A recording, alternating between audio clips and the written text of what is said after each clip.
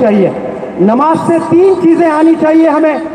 پہلی جو چیز آنی ہے وہ پاکیزگی ہے، دوسری جو چیز ہے وہ پابندی آنی ہے۔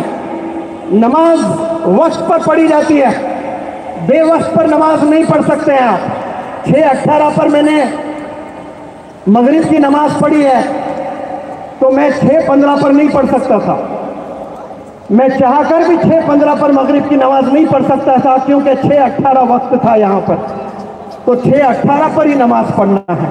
تو نماز ہمیں کیا سکھاتی ہے؟ نماز ہمیں پابندی سکھاتی ہے، کمٹمنٹ سکھاتی ہے، اور یہ بہترین فارمولا ہے۔ جو بندہ کمیٹڈ ہوتا ہے، جس بندے میں کمٹمنٹ ہوتا ہے، وہ دنیا کو فتح کر سکتا ہے۔ آج ہمارے میں کمٹمنٹ نہیں ہے، اس کی وجہ سے ہم لوگ فیل ہوتے جا رہے ہیں۔ کمیٹڈ بندے ویژنری ہوتے ہیں اور اتہاس رچنے کے لیے پیدا ہوتے ہیں۔ تیسری جو چیز نماز سے ہمیں ملتی ہے، پہلی میں نے بتائی پاکیزگی، دوسری چیز میں نے عرض کی ہے آپ لوگ سے پابندی، اور تیسری چیز پرہیزگاری۔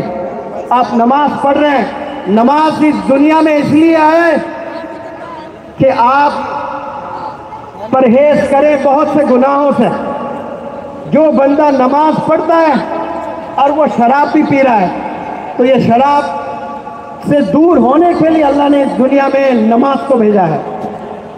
جو بندے جھوٹ بولتے ہیں، وہ جھوٹ سے دور کرنے کے لیے اللہ نے نماز کو بھیجا ہے۔ نماز وہ دوا ہے جو تمام بیماریوں کی حل نماز میں ہے، لیکن افسوس ہم لوگ نماز پڑھ کر بھی جھوٹ بولتے ہیں، شراب پیتے ہیں، لڑائی کرتے ہیں، چغلی کرتے ہیں، حسد کرتے ہیں، قتل کرتے ہیں، ساری چیزیں کر رہے ہیں ہم لوگ، اور نماز بھی پڑھے جا رہے ہیں۔ تو اللہ کو ایسی نماز کی ضرورت نہیں ہے۔ آپ نے نیت کرنا ہے انشاءاللہ کہ آج سے ہم جھوٹ نہیں بولیں گے، آج سے ہم گالی نہیں دیں گے، آج سے ہم دھوکہ نہیں دیں گے۔ آپ صلی اللہ علیہ وسلم نے ایک دفعہ فرمایا کہ انسان بشر ہے، انسان سے غلطی ہو سکتی ہے، فرشتوں سے کوئی غلطی نہیں ہوتی ہے، انسان سے غلطی ہوتی ہے، لیکن میں چاہتا ہوں کہ میرے فالوورز، میں ان سے توقع رکھتا ہوں، میں ان سے ایکسپیکٹ کرتا ہوں کہ وہ 2 چیز نہ کریں۔ اگر وہ مانتے ہیں، مجھے مانتے ہیں آپ سب لوگ، ہاتھ اٹھا کر گواہی دیں آپ صلی اللہ علیہ وسلم، پروفٹ محمد صلی اللہ علیہ وسلم کے فالوورز ہیں، تو پھر سن لیں آپ صلی اللہ علیہ وسلم نے کیا فرمایا۔ آپ نے فرمایا اگر آپ میرے فالوور ہیں، مجھے مانتے ہیں، تو میں چاہتا ہوں، آپ سے غلطی تو ہوتی ہے لیکن 2 چیزیں میں چاہتا ہوں آپ کبھی نہ کریں۔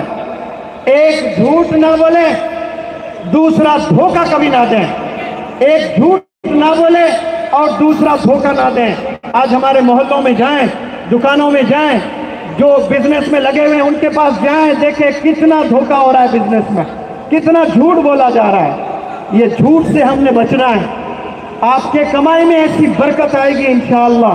اگر آپ جھوٹ بول کر، دھوکہ دے کر، آپ نے 50,000 کمانا ہے، آپ نے 5 لاکھ کما لیا ہے، تو آپ کی اولاد ڈرگ ایڈکٹڈ ہو جائے گی، آپ کی اولاد کوئی زانی نکل جائے گا، آپ کے اولاد میں سے کوئی چور نکل جائے گا۔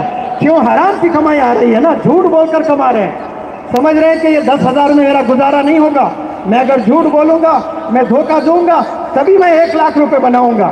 1 لاکھ روپے تو مل جائیں گے آپ کو، لیکن ایسے پریشانیاں 10 سال بعد آپ دیکھو گے، جو آپ کے بچے ہی آپ کو خون کے آنسو رلاتے ہیں۔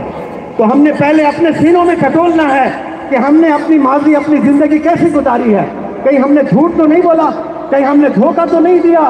آج آپ کا بچہ کوئی غلط کام کر رہا ہے نا، تو پہلے بچے کو نہ ڈانٹیں، پہلے آپ اپنے ضمیر میں کھنگالیں، جا کر دیکھیں آپ اپنے ماضی میں، اپنے پاس میں کہیں آپ سے کوئی غلطیاں تو نہیں ہوئی، رگڑیں سر زمین پر، اللہ سے معافی طلب کر لیں، یا اللہ مجرم تیرے بندہ، یہ مجرم ہے، مجھ سے بہت سے غلطیاں ہوئی ہیں، اس کی سزا مجھے مل رہی ہے، آج میری بچی ایمان سے دور ہو چکی ہے، آج میرا بچہ ڈرگ ایڈکٹڈ ہو چکا ہے۔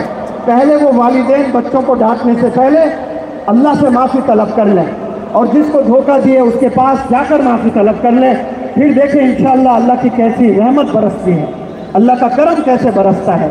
ہمیں معلوم نہیں ہے پرابلم کہاں ہے، اور ہم لوگ سیدھے بچوں کو ڈانٹنے لگتے ہیں، بچوں کو مارنے لگتے ہیں، بچوں